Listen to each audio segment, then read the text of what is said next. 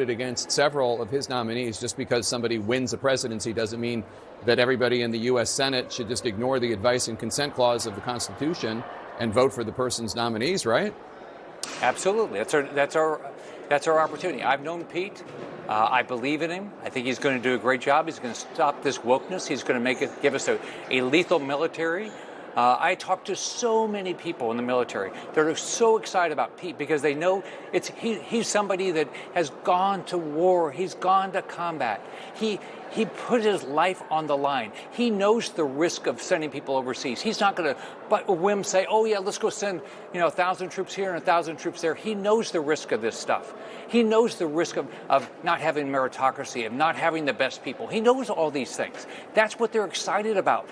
He will do an unbelievable job. People are going to join just because of Pete and his background and his fight for veterans. This is a great nominee, and I'm disgusted that these anonymous sources say these things without willing to go on your show or some show and have you asked them all the questions.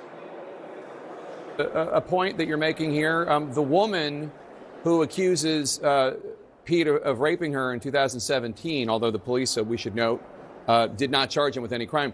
That woman, Pete Hegseth, paid her money and she signed a non-disclosure agreement, so she can't come on my show to talk about it. Do you think Pete should release her from the NDA so that I can ask her the questions that you want me to? Absolutely not. Think about it. Jake, absolutely how many people? Not. Wait, Jake. We know how many people sign non-disclosures just to eliminate something. Not that they ever did anything wrong, and he was never charged with anything. Do you want me to ask her questions, or do you not want me to ask her questions? I'm confused. So I'm not going to suggest that somebody change a contract that they sign, but look, this is Trump's nominee. He won.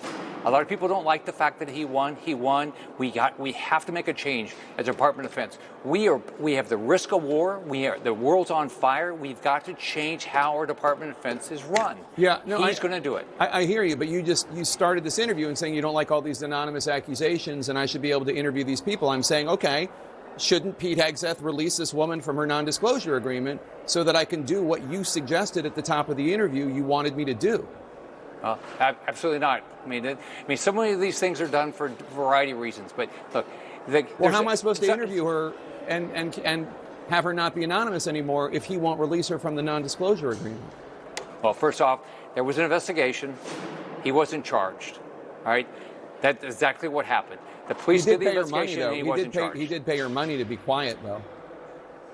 So there was an investigation. He wasn't charged.